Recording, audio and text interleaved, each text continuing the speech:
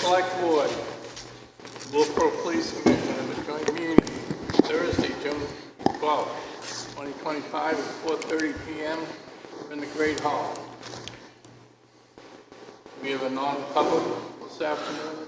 Mr. Chairman, we do RSA 91A 3, Roman numeral 2, lowercase a and d, and that would be a joint non-public. Any public input? Public. All right. We have an agenda. I don't know if you guys have it. Yeah. Okay. So status of staffing. Our staffing? Yes. Yeah, so we're kind of curious as to the status of the department staffing. We know you have been having struggles in getting up to staffing. I understand that there's been progress made toward getting to your adequate staffing levels, and kind of want to hear input from the commissioners and, if needed, the chief as to where you're at with your current staffing levels and where you project to be in a short period of time. If it's okay with you folks, I would defer to the chief on that. He can bring us right up exactly right in real time what we're at exactly per person and per hire. So chief, please. Yeah, we're in a dynamic setup, so every day it might be a little bit different. Currently, there are 6 openings. There are actually 4 because 2 of those 6 are in the academy. So you kind of count them, but they're not on the street, but they are employees of the town. They are due to graduate on August 22nd, the 200th Police Academy. How does that make you feel?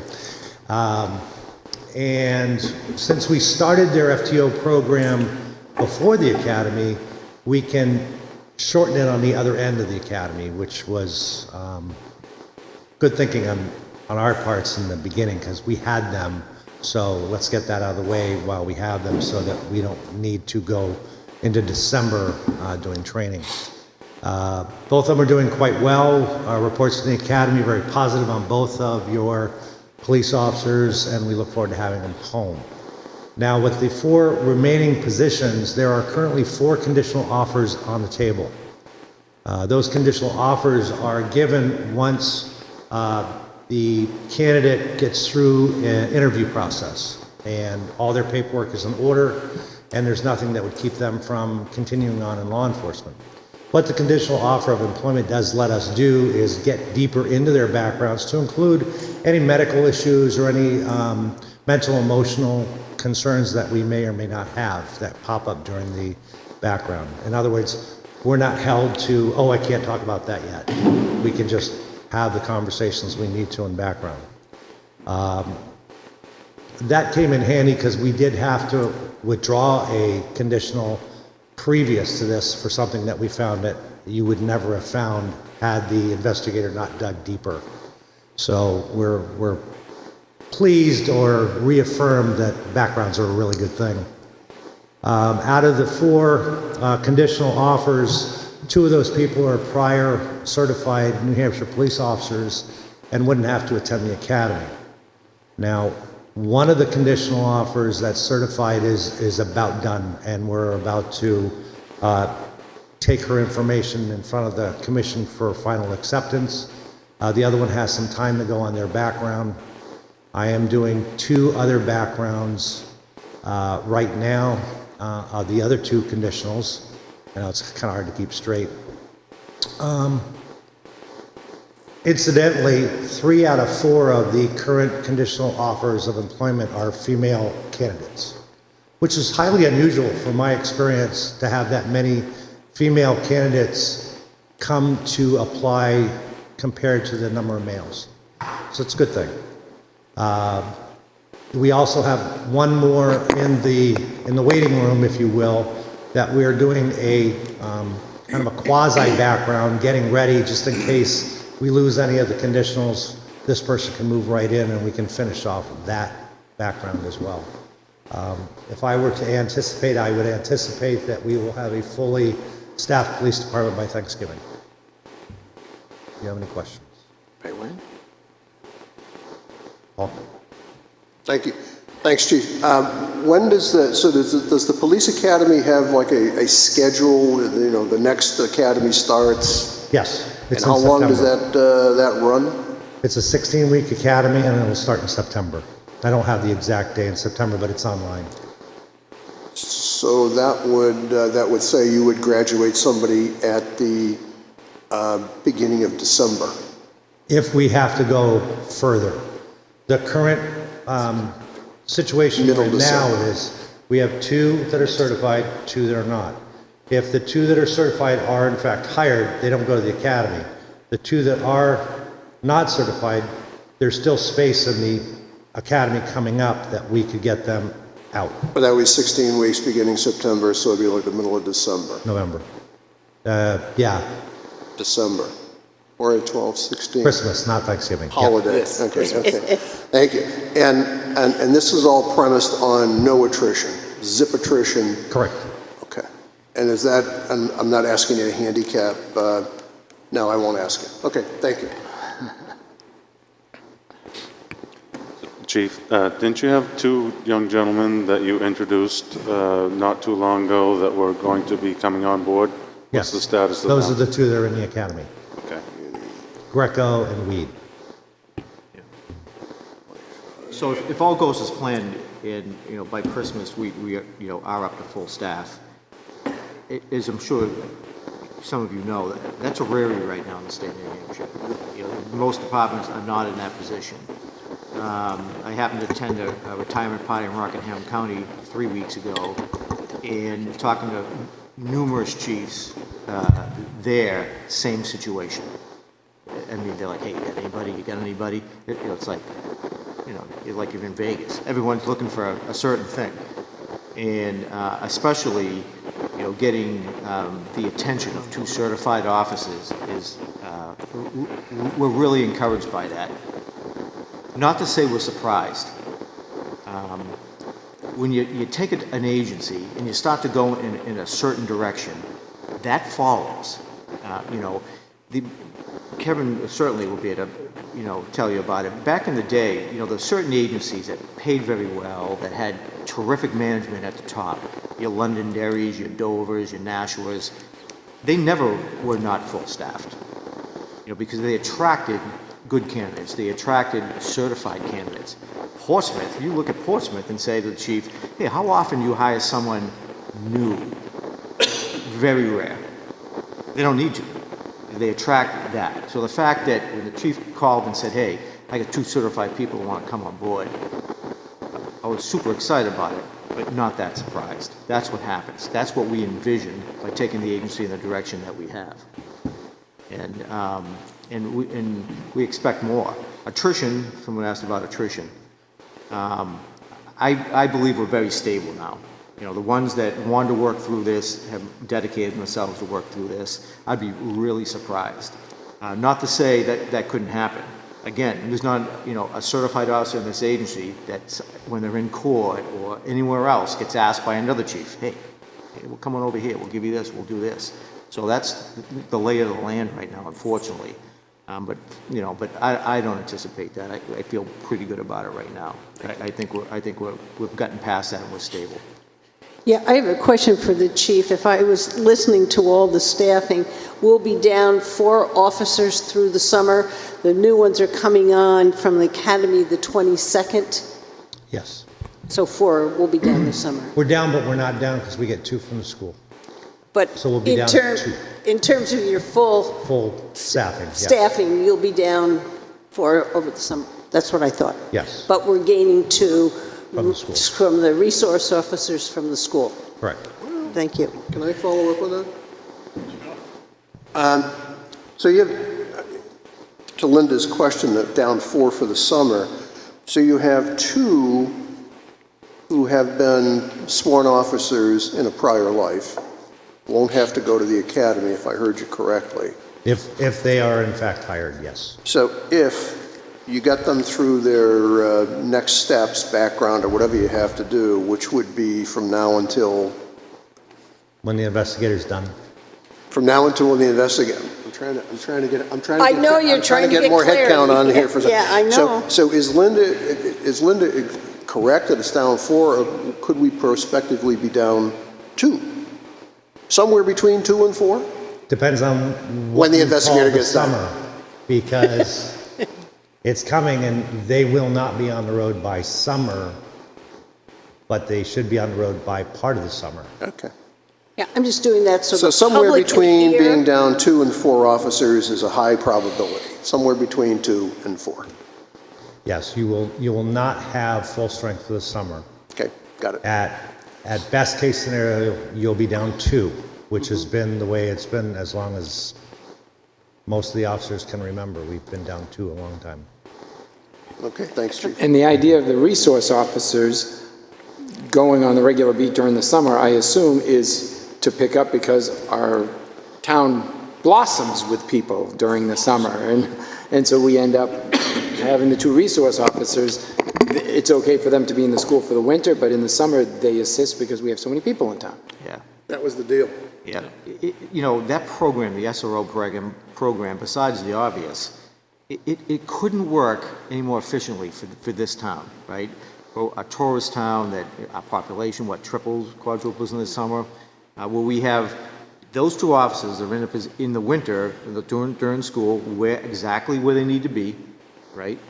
For public safety reasons and a few other reasons. And come summer, they're exactly where they need to be, right? Where we need them, which is on the road. In the winter, we're not paying for them, quote unquote, right? You know, the school district pays a salary. In the summer, we pay when we use them. It's, you know, I'd like, you know, really one more SRO in my book would be fantastic. They'd fill a need when we need them. And in the summertime, again, fill a need when we need them. Doesn't the school system pay half and we pay half for the resource officer? Well, it's $300 a day, right? Correct? Is what they contribute. Is that what it is? Yeah. So the school district pays some for that resource. Technically, Wolfeboro is getting taxed twice. We pay our portion for the summer. I don't want to get into that one. I'm thinking about our budget. like from the You county. said, you know, we Yeah. pay, in reality, the Because of the school- twice, yeah. Yes, the school does. Forget about the fact that we have an issue with, we get charged Yeah, at the school 27% district, or but whatever it is, yeah. I just meant our operating budget. Correct. Yeah. Thank you. So it used to be back in the day, we'd hire part-time officers for the summer, right? Like Hampton Beach does and other resort communities that their population is in the same situation as ours. I think for a variety of reasons, training is probably one of them. The academy doesn't look highly at that. And now, can we even hire part-time under accreditation? Can we? Yeah. Super difficult. Yeah, they would never be able to train those people. They wouldn't have the time. No more part-time academy. Yeah. No more part-time. Yeah. So unfortunately, we got to be more creative in filling those roles in the summertime, adding officers that we need because of our population increases. So the SRO program, man, it really benefits us in every way. Yeah. Before we move on from the personnel topic, I would just like to, reiterate the fact that, we see the light at the end of the tunnel, but we're actually almost at the end of the tunnel. If you take a look at 6 months, and 6 months in law enforcement is a snap of the fingers. In 6 months' time, this department, if everything goes correctly, is going to be filled to capacity, which I think is pretty remarkable given the fact that the police department has been through so much over the course of the last 2.5 years. So I just want to re-emphasize that point.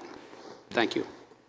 And I know Paul mentioned it at the last selectmen's meeting, Paul, about the input that the selectmen have been getting from the public on the agency. I mean, I see it. Well, it's easy for us to see it, I guess, but I see the activity level. I see the people around. It's different. It's a whole different attitude. And again, that's what we hoped for. That's what we felt, under the chief's leadership we could accomplish. We're really excited about it. And I think you should be too. We're really heading in the right direction. And you hope that these guys and gals that are coming on board choose to make a career here. And it's our goal. I'd like to see one of these new folks be chief someday. That's what you want to see, right? They come in, they stay, they move up. That's what you want. And the way the town, it's a great town to live in. We all know that. I mean, I expect that, and I'm hoping that. So, yeah. All right, any other questions about staffing? Please bring that up.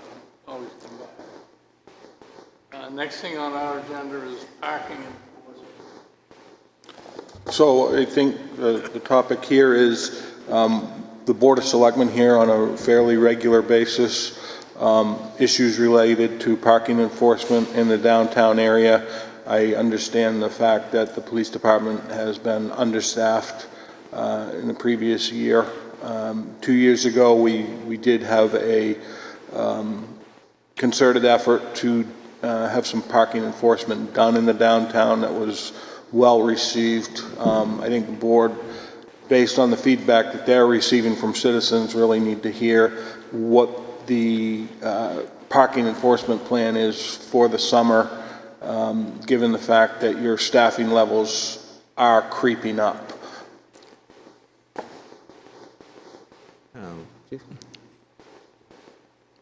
How do you want me to address this? Can I add one little piece? Can I add one little piece? It is fairly well known that a lot of employees in the town grab a quick spot and keep it for the day.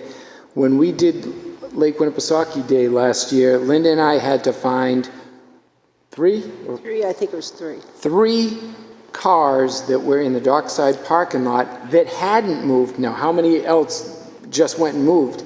That had been there since 8 o'clock in the morning, and it was 3 o'clock in the afternoon, and we're starting the event, and there's cars in the middle of the parking lot in the way. So how does the police department, how are they able to find out whose cars are in the same places or the same vicinity every day for 8-9 hours a day, and just go to the person and say, please don't do this again? I have a quick question. When did you determine that that's happening? Well, we found it at Lake Winnipesaukee Day. That was last summer. Last summer. That was last summer. Okay. And I don't recall hearing that from you, that those cars had been parked there for a long time. I don't know if we ever mentioned it or not, but Linda and I were in that parking lot, clearing the parking lot out. I think, My point is, that's one of the ways that we would find that out. okay, yep. And I certainly don't wish to be flip here, but there are other priorities that we Correct. have to establish. Parking is not in the top 3. Correct. Parking is a priority, it's just not in the top 3. Parking enforcement has changed a lot in 20 years in towns and cities across New Hampshire and everywhere else. When the former cops at the table were cops, they chalked tires. We don't do that anymore.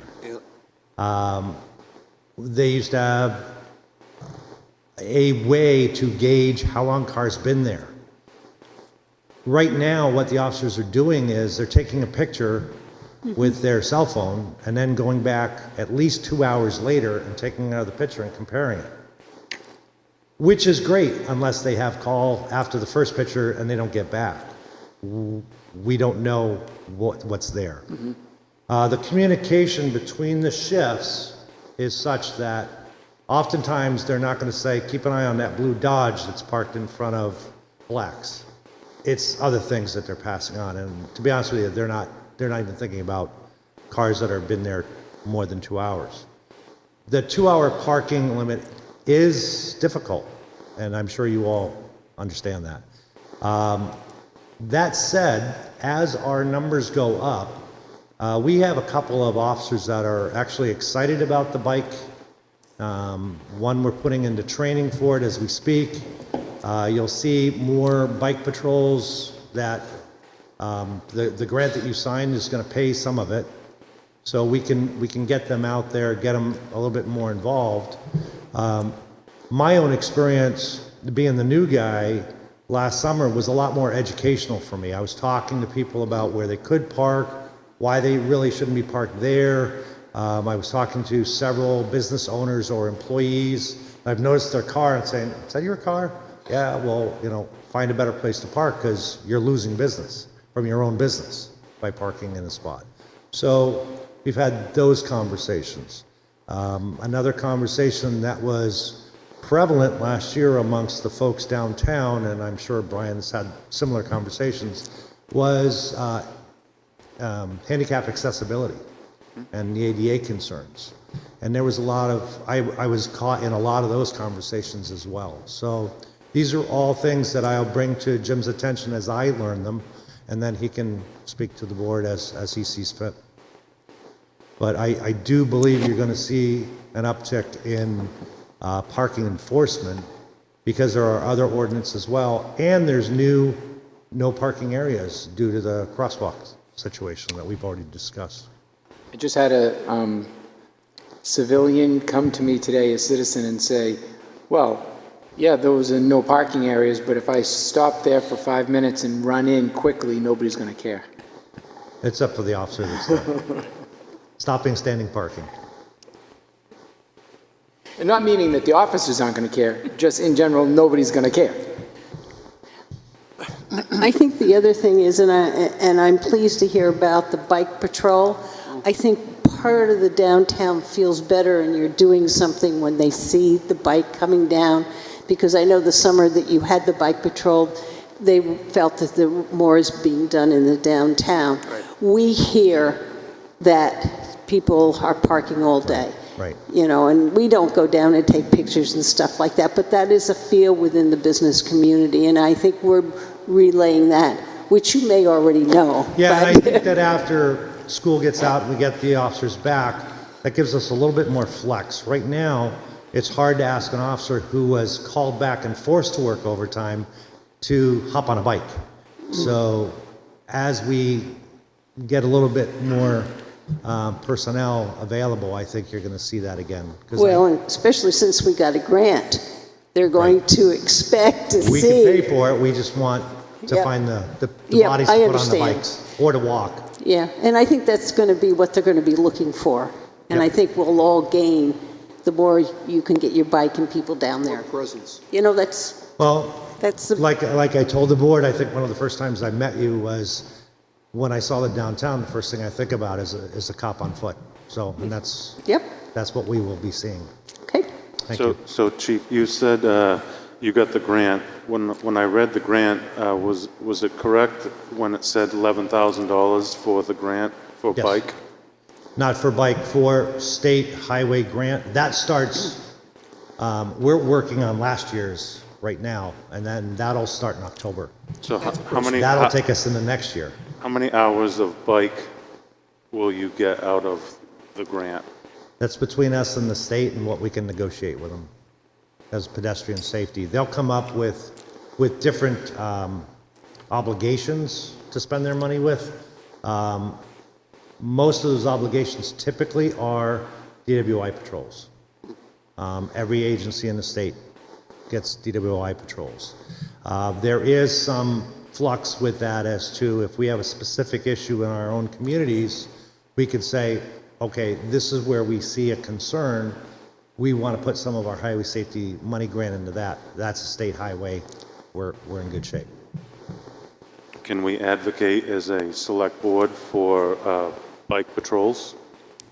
You don't have to because they're happening. As soon as I can get, we will schedule those anyway. I would like to put some detail on top of it if I can, but we'll put people on bikes anyway as part of their patrol function. They'll get a choice. Hey, I have one other comment. I was talking to some of the business owners and trying to get their staff to park out of the downtown. They are late, and if they park in the Glendon Street parking lot, they don't feel safe. Is there more patrol in that downtown area in the evening when people are walking from restaurants when they close to those? On a quiet evening, I would imagine there is. Okay. On a busy evening, it's wherever the activity is, they'll be there. Dave? Go ahead. So, to the Glendon Street, do we have a high crime rate down there? That was going to be my question. Do we have incidences down there? Not so much. But as a woman walking, or a young girl walking down there at night, not well lit, I can see why they prefer to park closer than down there myself. I think a lot of the answer to these two was brought on by you, and that is there a crime? And I'm thinking, well, if there's a cruiser there, I hope not. I don't know how much crime we prevent. Yep. Nobody does. Yep. So if the officers, and this has been a conversation I've had with most of the officers currently on the roster, is what's your activity like in the evening? Where do you go? What are you looking for? If they see people walking, and typically you have employees that have closed up well after the business is shut down, they're walking to the cars, they hang out in the area, or they'll chat with them, have conversations, what have you. I've been approached by several people that work downtown that have thanked me for the officers being around. Did we prevent something from happening? Yeah. I don't know, but nothing happens. It definitely makes people feel better. That's Sure. that's an Exactly. issue I think we can chew on next year. I mean, if that is a concern, and those concerns are legitimate, then we have a lighting and/or a surveillance issue, or we have a headcount issue. And if we're trying to balance things out, we may want to talk about that as the select board as to what the right curative is here. I have no concern with monitoring that this summer and getting back to the board at the end of summer and letting you know.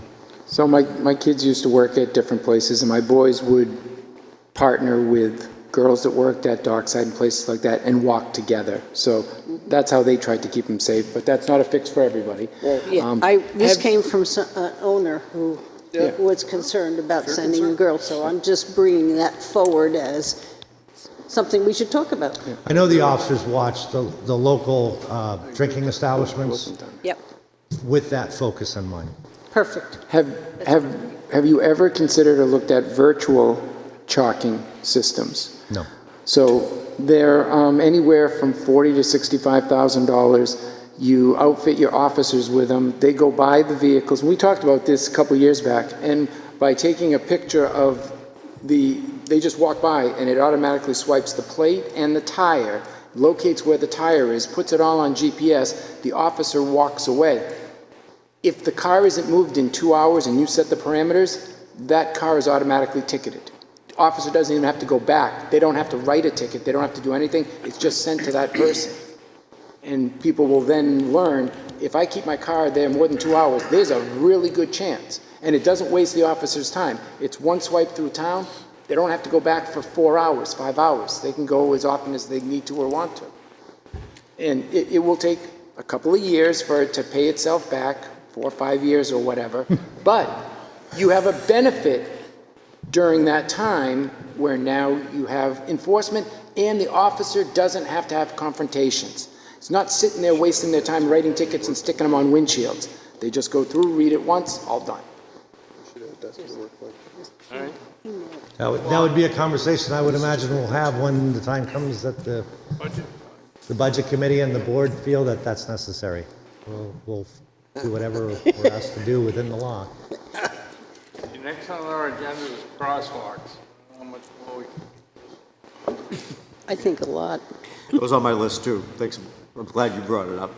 So the crosswalk at Kingswood, at the golf course, has definitely been still, I see it as a problem. I saw a couple instances already this summer where cars jamming on their brakes because people are just confused there because there is the signs again, but there is no crosswalk. And so I've asked Joe Kenny, our executive counselor, to be at a meeting. He's trying to make it to our meeting tonight. Several subjects. He's going to bring us up to speed on law enforcement related legislation and a few other things. And also we're going to bring this up. I just thought it was important for someone at the state level to be involved, since DOT is involved in that, obviously. So I hope we're all in agreement that DOT needs to be involved in any decision that we made. So I think I'm sure they're going to want our support. We'd like to see how you folks feel about it. To me, let's go all in on that or take it all down, one or the other. You can't half a crosswalk, right? Because it confuses people, and I don't want to see anybody get hurt. Safety's paramount. So I think that's something, let's force the hand with DOT and let's make a decision on it. Well, I was involved in that many years ago when I was director of the golf course. And DOT, we had DOT over here because we were thinking about putting a tunnel under the road. Tunnel, yeah. We talked about bridge over. We talked about all kinds of and a crosswalk. They said they could not put a crosswalk in there because the speed limit was 40 miles an hour. So, 5 years ago or so, Yep. Yep. the speed limit changed to 30 miles. high. So now they can put a crosswalk. Now, I know that the current board of directors at Kingswood does not want a crosswalk. What? I told them. Wow. They do not want a crosswalk. They don't see it as an issue, and they don't want a crosswalk. They put blinkers on either end, but I was going down the street. And they don't want a crosswalk. You know what? I think it's time we told them they got to put a crosswalk. I agree. That's my Oh, view. there's a do now. Okay? Because that is a dangerous place. Yeah. I mean, I played golf there for 45 years. Lucky somebody hasn't been hurt there. No, I agree. You know, on the Pretty well side, named or something, but there's an added I think benefit to I it. think we need to either force DOT to tell us that we should put a crosswalk. Not tell golf course that they gotta pay for it, or have it done themselves. Give them a time frame. And I'm behind that one, 100%. Yeah. You know all that background information on that over the years. I think it was 5 years ago. It was. Speed limit changed. Yeah. So they could put it. Dave, what do you envision for a crosswalk there in terms of, obviously, a marked crossing area? Would they have like the push-button lights like we have at Brewster or something? I that- don't think that's necessary No? personally, because I think pretty good distance either way in that Right. area, for sure. So there'll be signage there Those to, blinking lights like those, not cheap. Yeah, they're expensive. You know, I'm, so what's the requirement to make people stop? 80 and grand. I think the signs and because we put one in down here on Center Street. Double virtual parking. Yeah, we talked with DOT when we were laying out the Route 28 options, and they're going to straighten out that crosswalk.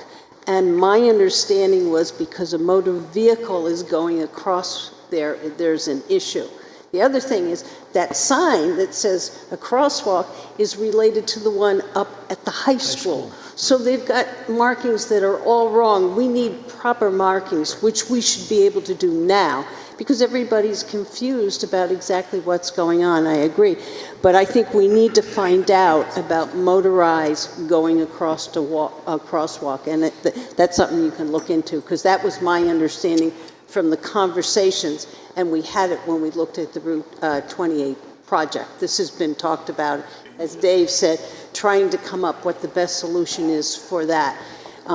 So, one, cut back some of the trees, get proper signage would be something I think we can do today. Yeah, I agree. In New Hampshire, a golf cart can cross a roadway only at a designated crosswalk. Golf carts are not typically street legal and are restricted to certain roads with posted speed limits of 35 miles per hour or less. Dave? That answers that question. Thanks. So I'm completely supportive of doing something there. I believe that the captain, prior to our beloved chief joining us, showed us a pretty comprehensive set of crash data at that crosswalk. Yeah. Primarily rear end, not paying attention, bang. There was a conversation, Linda's exactly correct, as she always is, that the signage doesn't even relate to what's going on there. It relates to what's going on up the street, which is, and what was the gentleman's name that visited Dave Ford, brought him here? He was from New Hampshire DOT. Was it Mr. White?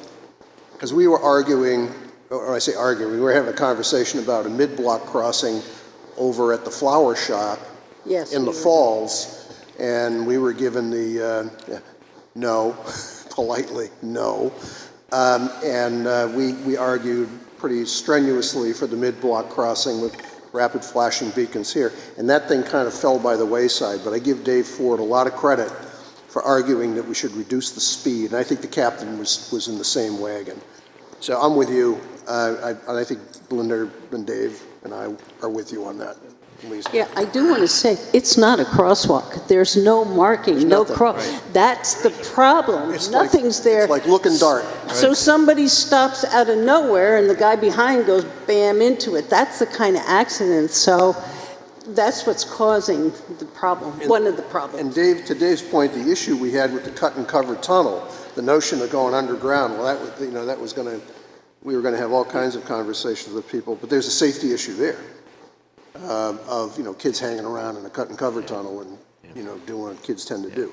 I think that's a do now. We should be able to. I agree. So with your support, we'll mention it to Joe tonight at the meeting. You'll be at the meeting anyway? I'm not. Okay, so, but we'll Brian mention. might be.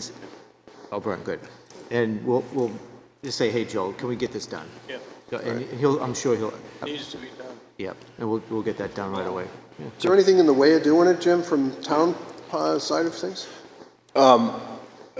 Mr. Thurston would like to speak, but I would just say I am pretty sure that the hurdle that the town is going to have, which Senator Kennedy may be able to help us with, is it is a new crosswalk mid-block, which will most likely require the rapid flashing beacon to the tune of $80,000 for that piece of equipment. From state funding. We'd love that. That's the key. Yes, that's the key. So, We'll work on that. We'll have Joe, I'll take it. so a little history at the golf club, because I've been a member there for about 49 years. Wow. And that light that's below the wind drifter, that was for the golf course, because I remember them working on that to make sure that the time was set up, especially in the late fall, to adjust for the for daylight savings. And I live right next to the golf course, so there's been many a time when I've been sitting in my chair having coffee in the morning, when I hear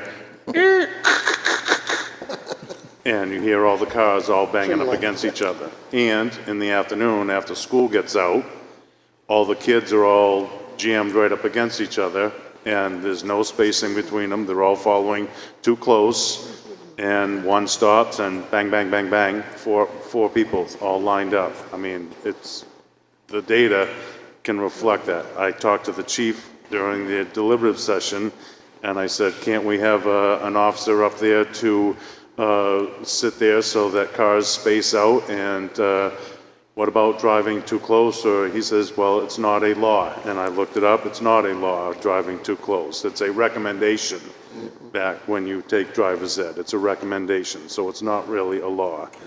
But the point that I think what we need to do is we need to understand that there's nice people out there. And what happens is they see somebody and they want to be nice. Yep. And they want to let somebody go, and they'll stop in the middle of Route 16 to let somebody go. And then people people aren't used to that. And then they just slam into each other. So there's a couple different things there. Even if you do have a crosswalk, you'll legitimize the crossing area, but at the same time, traffic needs to go by, and then the golfers need to go. But that's never going to be the case. So if you're going to have to get a grant to get the flashing light to set up there so that people know that there's a golfer that wants to cross. Yep. Other than that, you put the cop up there and sit there and bail everybody out. Someone said it was the board of directors. Being on both sides like you fellas, I've been on a golf cart, I've been walking, carrying my clubs across the street. It's a hairy little spot. It is. There's no question about it. And then, of course, driving by like everybody else. So I don't love it. So it'd be nice to have the crosswalk, but, So I do know that there's an angled crosswalk on River Street for the Bridge Falls Path. So I don't know why they can't have the angled spot, but I do agree with Linda. They did talk about it on the Route 28 thing where they were going to try to straighten it out. The golf course was going to get an easement or something from the other property, the old Randy Dale's property, in order to straighten it out. So I don't know where that stands. I mean, there is golf courses that have crosswalks, correct? In my mind, I'm thinking Amherst Country Club, Jackson up in Jackson, but I don't know if there's, I don't know if there's state roads.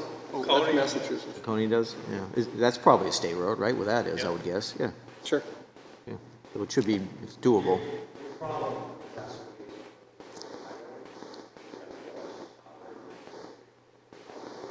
I think that's what, I think, yeah, I think that was the issue.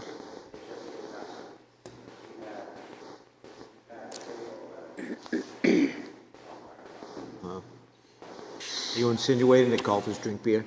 I think he's, Yeah.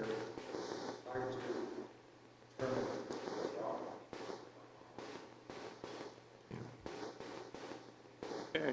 Anyone go there? Next on the agenda is Police Commission.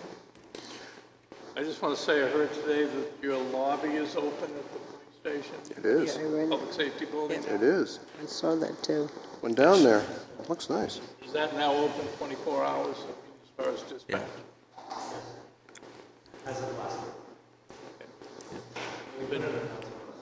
Yes, that's where I saw it. Can I speak to that? So I was there today, and I walked in the library, and that window where the dispatch is like looking at this blue cloth right here. You don't even know somebody's behind the shield. And it bothered me because it's the public safety building. So what I'm thinking about is, you know, I like all of our different clerks in our town hall. They meet you, they're friendly, you can see them, you can engage them. And when you go into the public safety building, you walk by, you can't even see the person, there's no engaging, and it's kind of troubling, to tell you the truth. It troubled me quite a bit, because I want our police and safety building to be able to engage our taxpayers, people that come to our town, and not have to say, hello, I'm out here. You need to, I think it's an issue. I think it should be, I think we should address to see how we can either change that film on that window or do something that the public can see who they're speaking with. You want to speak to that, Chief? I'm not sure there's an easy answer. There was a series of conversations that were BC, obviously, before Chris, about the dispatch center, how they would be communicating with the public, what the public could see from the lobby, as the communications does contain a multitude of confidential pieces of information. And I think as you might have noticed, there's monitors all over inside that I can't have, or I can't allow the general public to be able to view. It's a CJIS violation in the very least. I'm not a big fan of the layout of the dispatch center on the inside because of that. But I'm also not a big fan of the size of the window that came in, because it opens up that whole room for view, where you could see possibly if you were involved in a motor vehicle accident, for example, they would have put your information on a computer, would have punched in your plate number, it would have come up with your name, your address, your date of birth, and all your personal information on that screen. I wouldn't want somebody outside in the lobby to be able to view that. So we had to come up with some way of doing it. I don't like the one way that's on there, because it's, frankly, for me, it's kind of creepy. You walk in, you look at yourself. It's just fix your hair, whatever, because you can't see unless the light is on brighter inside than it is outside. And that's a back and forth thing that happens. We are reviewing different types of smoking the glass so that it's not as bad, but I still don't want the general public to be able to have unfettered access to the information that's available. Is that? It is, but again, if it was like a 15-inch rectangle or something where you could actually just see the person that you're speaking with, because again, you use the word creepy. It's odd when you go in there. You don't even know to say anything to the glass because you don't even know if somebody's behind the glass. Yeah, and I think that's also a training issue for the communications folks. They need to be aware of that, and I think when you're on the other side, it's kind of the same image. You're looking at yourself. It's not the greatest setup. Like I said, we're looking at different. In fact, I've been in conversation with Mia about a black, what is it? It's kind of like an applique onto the window, so we can reduce the size of the vantage point and then open up the ability to see in, like you said, a smaller area. So it'll still be a large glass, but nobody can see through it. It'll just be that area that we initially wanted to have for size. Does that make sense? Yeah. Is there any other questions I can answer for you? Well, You know, continue to look at that. we're continuing that. We've been in move-in mode since yesterday, and our focus has been making sure dispatch is up and running, that it works, that they can tell the fire trucks where they need to go, and they can talk to the ambulance and the cops, and everybody's good, and they can hear each other.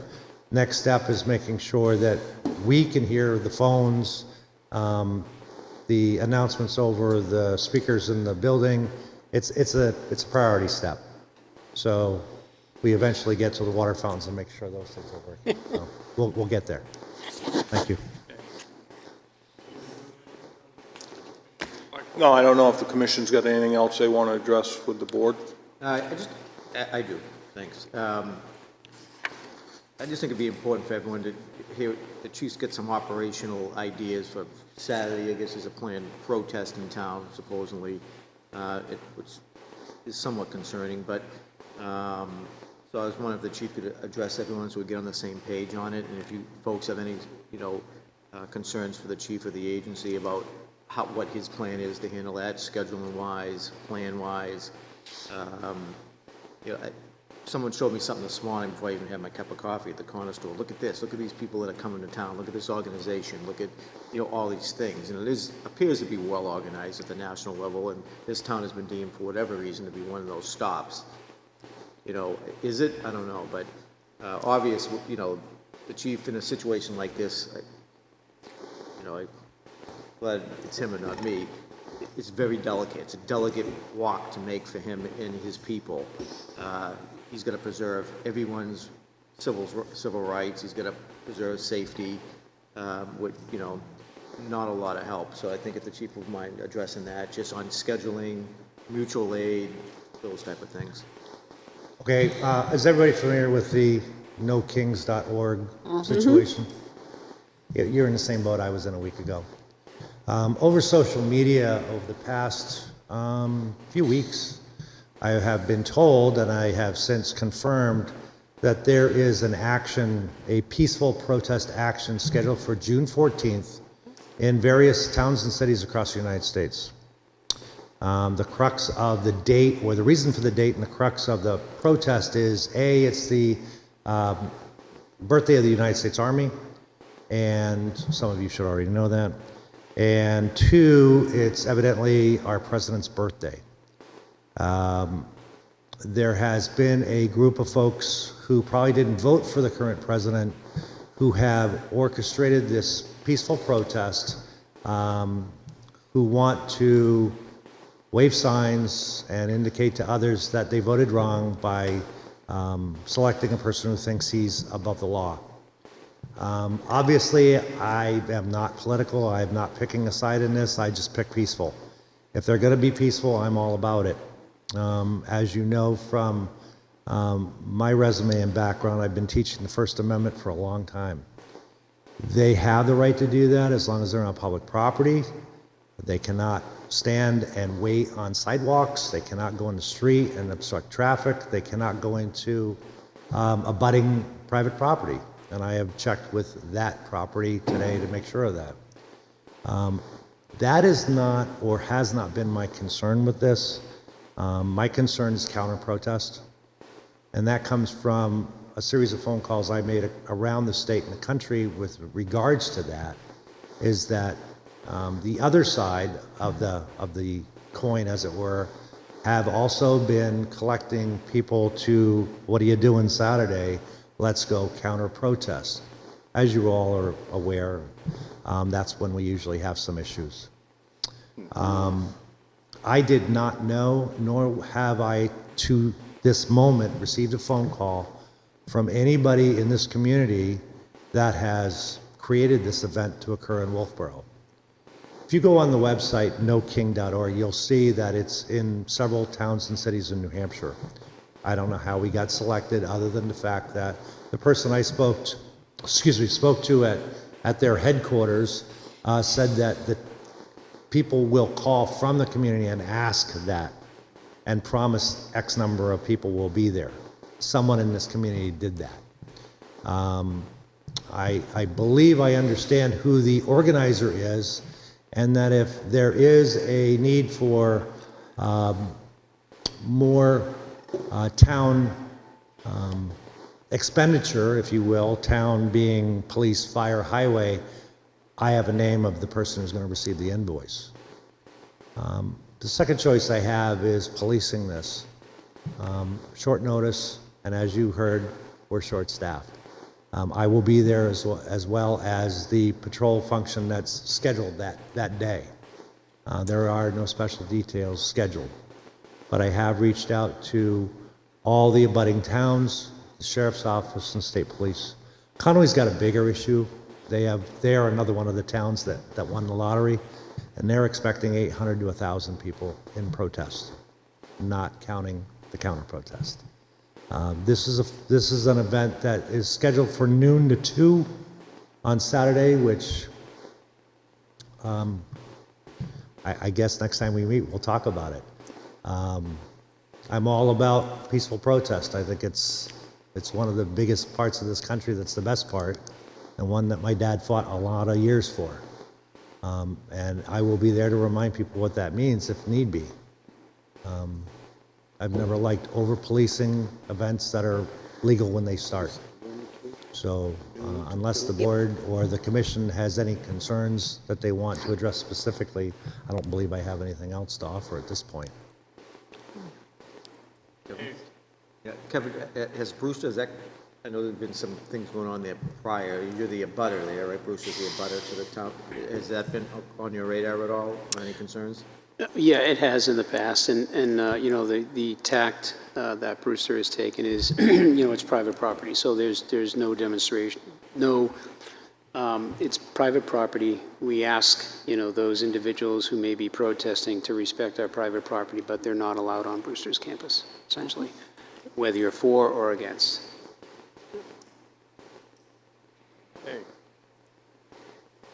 Dave? Under other business, I would like the board to think about maybe at the next Board of Selectmen having an agenda item to get public input on the crosswalks. I think there are a number of people who feel that they did not have the opportunity to give us public input. I believe that that's important. I don't want to wait until the July 2nd to get that input. And I was hoping, and I will make a motion, that we put it on the June 18th agenda as a discussion item. This is not something we need to hold a public hearing for. We're not changing an ordinance. We have the right to change where parking spaces are in relationship to crosswalks. And I think we need to hear from those people who have concerns. I would say to parlay the crosswalk ordinance, that maybe we have a jaywalking ordinance, which they do have in some communities. Doesn't even have to have a fine associated with it. It can just be an ordinance that requires the public to use the crosswalks. If we're going through all the work of moving parking spots, getting rid of parking spots, making sure we have our crosswalks located, not diagonal them anymore, if we're doing all this, we should have some kind of ordinance to start with. And again, doesn't have to be you're paying a fine, a fee or anything, but it just says that you should cross at the crosswalks. That can be part of the discussion. So here's a... Okay.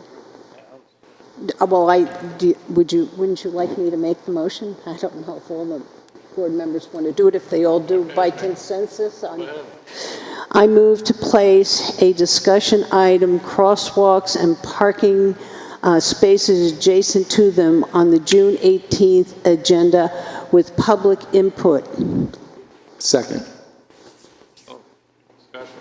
Yeah, I'd like to have Jim bring the John Hanson ruling from the Department of Justice that gave us the word on removing those parking spots because we're in violation, and that will make it clearer for the public to understand.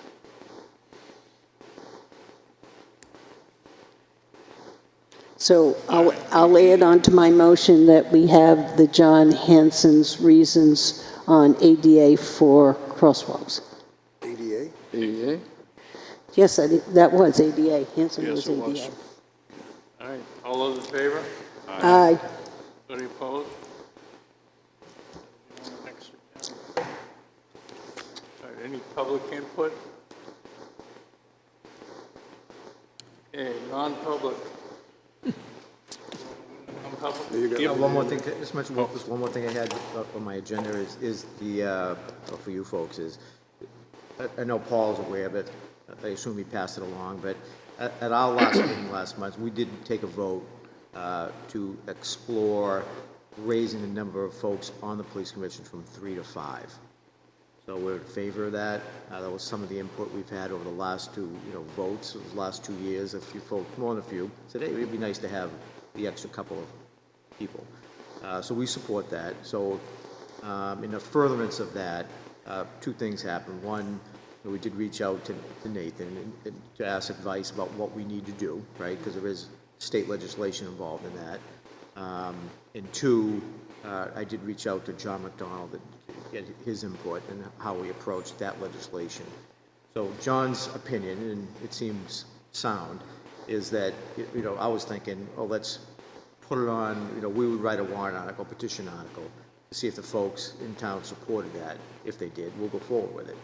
And then approach someone like John to sponsor legislation to allow us to do it. In John's wisdom, he said, well, I know how the legislature is, let's spin that around, and if you folks take the vote first at the state level, and then it'll be an easy vote in favor of as far as the state reps go. So I think that makes sense. That was backed up by Nathan, he supported that, and so we're just going to do it in the reverse. So we will write the petition article, and we'll be in full support of it. And put it in front of the folks and see how, if they vote that way. I assume they will, I don't know. And if it's in the affirmative, John will sponsor legislation on it and put it before the representatives. Yeah. Anyone have any input or thought on that? One logistical item regarding how that works. So that vote will be taken in 2026. If approved, will you, as the commissioners or the Board of Selectmen, have the authority to appoint 2 interim commissioners immediately, or will that not take effect until the 2027 warrant when you have the vote for the 2 additional members? That's something to think about. I can ask Nathan about that. I didn't think of that. I don't think, because it is specific that it's 3 people at the state level in the legislation that allowed us to, put a police commission forward. So I'll ask him that. My suspicion is we're going to have to wait, because it is specific in there, the number of people. Mm-hmm. And once and that's at their level, not at our level. That's a good thought, though. No, I think that's a good catch because, and I like the sequence of events. Let the people in town decide whether they support what you want to do, and then the legislature can do what they do. Yep. With our support. That makes perfect sense. But I think, Jim, that's a great catch that, assuming all of that works, March of 2026, you get a good to go. Let's assume a couple of months later the legislature acts in their rapid speed. Good luck. Blinding speed, which they would do. This doesn't seem to me like it's trying to build a bridge to Mars. But you'd be waiting until 2027. That's a big wait. Yeah, it's something to think about. I could certainly ask Nathan that, and maybe that's could be an issue for the legal folks. Could be. Yeah, the legislature has access to legal folks. Good catch, though, you know, Jim. to come up with a ruling on that, so we'll certainly, visit that. My only last thing is, I did hear it from myself personally, from more than a few constituents, that they've heard that, we've had an overtime problem in the agency, that, we're spending too much money on overtime, or certain people are getting too much overtime, and I was hoping the chief would maybe address you for a second on that, but first I'd like to, just give you my feelings on it, that, and if we were answering that question all in concert with one another, I think that'd be beneficial to the town, so the folks understand that, if we speak as one, I can't tell you how to, what to say about it, but I'd urge you that we speak on as one. Three things. One, we are the second time being on a default budget, and we're operating, because of the work that the chief has done and Captain Livy has done, well within that constraint. So, right, of being in a default budget twice. I note that, at the deliberative session, one department was singled out by the chairman of the budget committee, John, as doing an exceptional job with the budget. That was the chief's agency, the chief's department. And right now, we are under budget on personnel spending, on payroll at this point in time to where we need to be. Is that correct, Chief? Yeah. So we're where we're supposed to be. There's a lot of dynamics into that, and it'd be good to inform people of that, the chief and Mark are doing the best they can with scheduling. They want to spread that out. But, they don't want to order someone to take overtime either if that person feels that they're too tired to do it, or they can't do it for, family reasons, or whatever it may be. So there's always been, in every department I've ever been associated with, certain officers that step up in that regards. They just do. They either want it financially, or that they're that type of person that they're willing to help out more than others. So that has, something to do with it. But, to us, the way I look at it is, we're where we're supposed to be in the budget at this point in time in the year, as far as personnel spending goes. So there's a lot of different things that come into play. Chief, you want to just touch on that for a minute?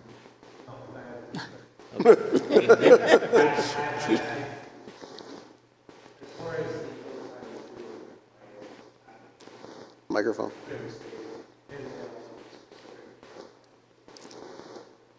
Yeah. So, there you go. So I think one of the things that the board has been seeing is it's been disproportionate. And that, I think, has been what some of the concerns are.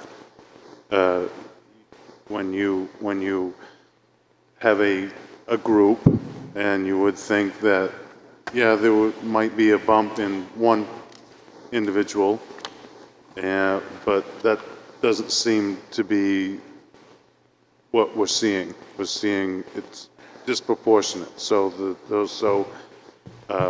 that's my opinion from what I've been seeing.